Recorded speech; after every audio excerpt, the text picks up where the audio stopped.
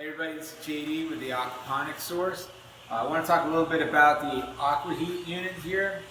And this particular unit is a propane based one, and we also do these in natural gas.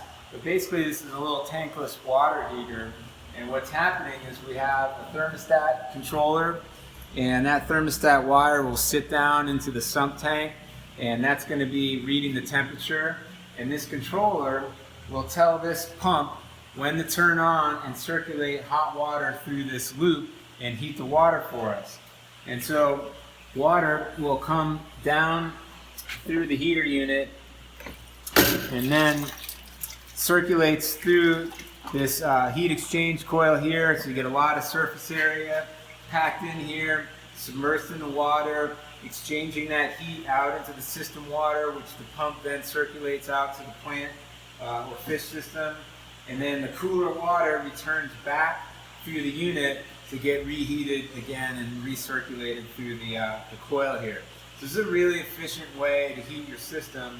And again, this could be natural gas based or propane based.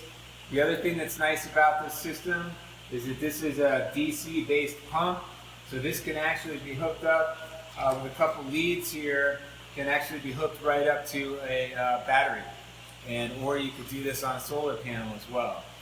So great, very versatile unit, very efficient way to heat your water.